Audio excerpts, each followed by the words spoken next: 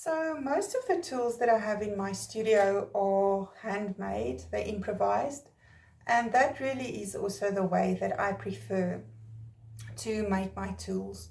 I would much rather try to make something that works specifically for the purpose I needed and that was made by me for my own use than to go to a craft shop and buy a tool that is mass produced or that will give an effect that any other potter can have on their pots. So lately I've been trying to make some stamps and rollers. I can just show you, this is a greenware roller that I've been working on. It is supposed to be a cityscape that I will use to roll on hopefully a mug. Hasn't been bisqued yet, so we'll see how it comes out. Another one over here is, hope you can see that. It's like heart-shaped leaves on a vine. Okay. Yesterday I've been making a stamp, just a little piece of clay that I shaped into a square, and then I cut out some lines with a little wood carving knife. So what I would like to do today is to make another one with a daisy pattern on it. So for that I'm going to do basically the same. Let's just get you to see what my hands are doing. Okay. Just get this out of the way.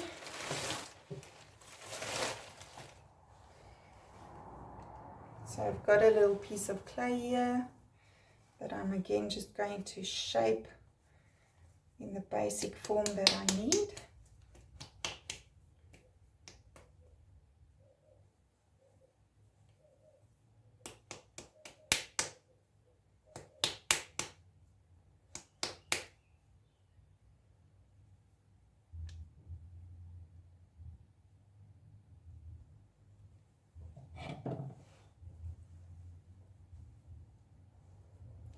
So for this one, I'm going to make the daisy also in a square. So what you'll see when you use it, hopefully, is a square shape with the daisy inside the square. So the square will be recessed in the clay and the daisy will stand out from the clay when it's all done. So to ensure I get a nice flat surface, I just paddle it a bit. And I also use my paddle to ensure that I get a good square.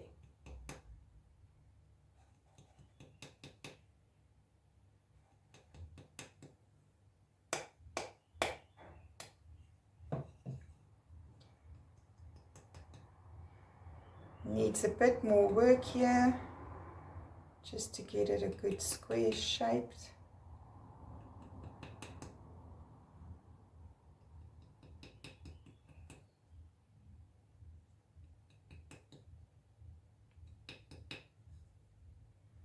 There we go, that should do.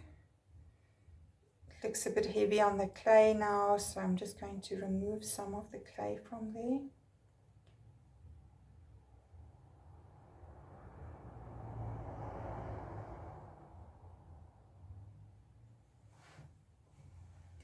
There we go.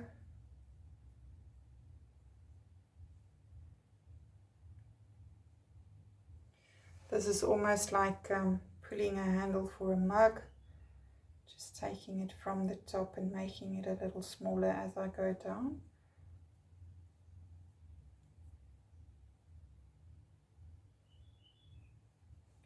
You don't want your clay too wet because it doesn't carve well when it's very wet.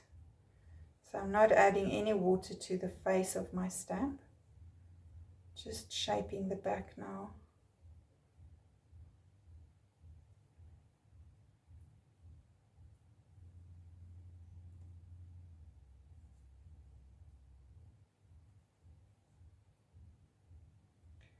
Of course, it doesn't have to be perfect.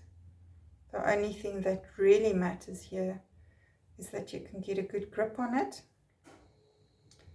and that your actual stamp is what you wanted it to be.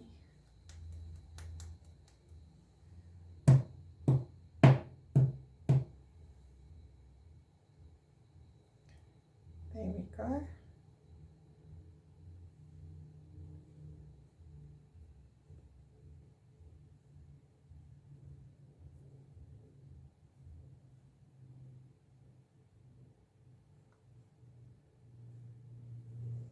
And I'm just going to let this stiffen up slightly before I start the carving process.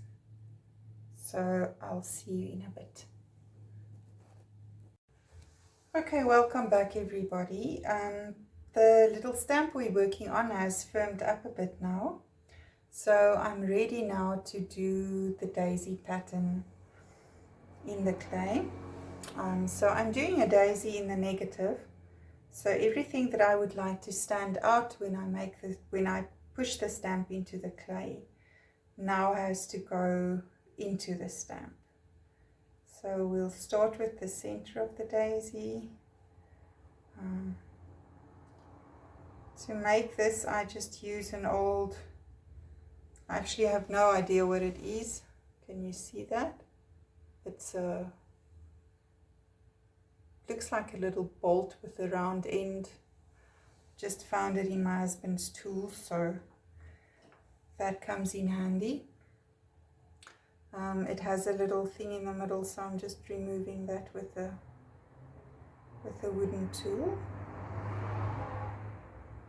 There we go. Once I've done that, I want to add a little texture, and for that I use another wooden tool.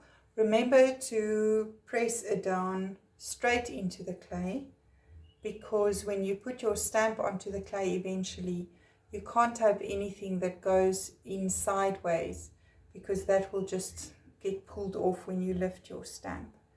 So we go straight in, make a couple of impressions. That's just the texture in the center of the daisy.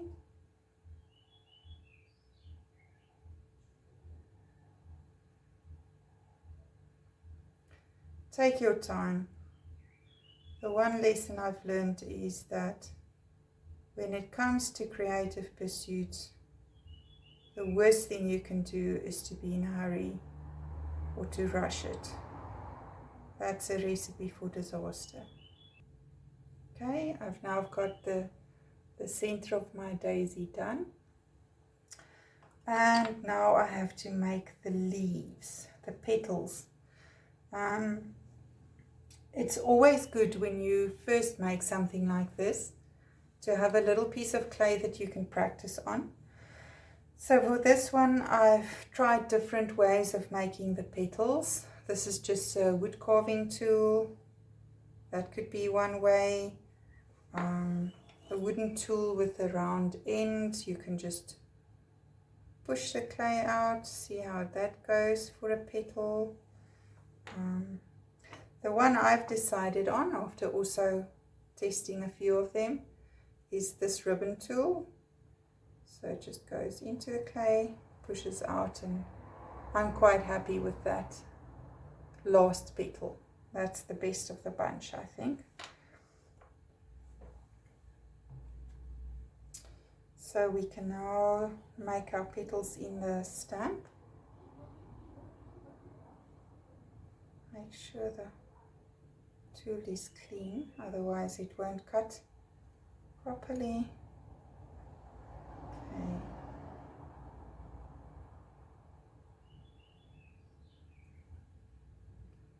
Make it a bit bigger.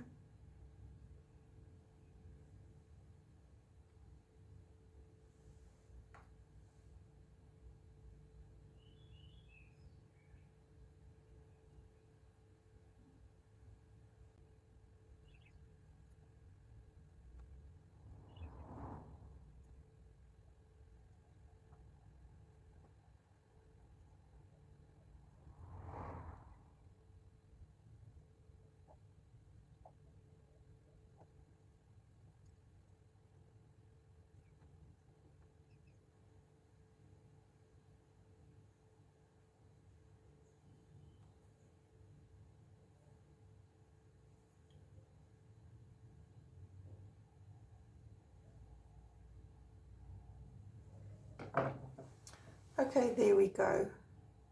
There's my petal stamp. Some of you might want to measure things out precisely. You might want to draw your flower first and then transfer it onto the clay just to make sure it's perfect and all the petals are exactly the same. For me, that's not so important. I prefer things that are not exactly the same. But by all means, if that's your thing, then that's one way to approach it. So I'm just fiddling with it a bit just to make sure it's exactly how I want it.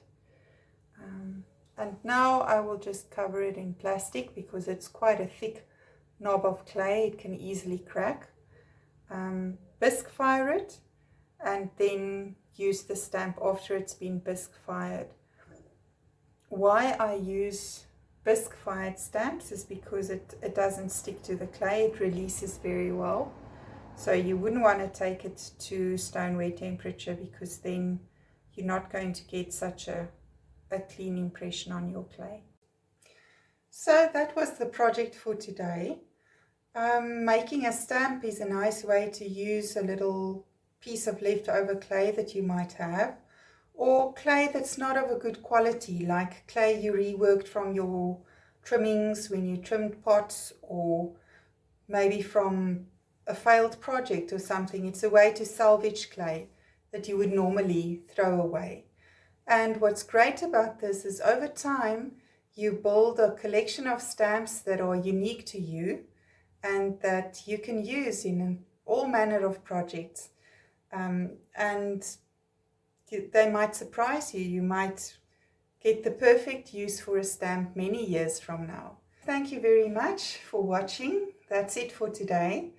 If you enjoyed this video, please click like or subscribe to my channel. And I hope to see you very soon for another clay date in my studio.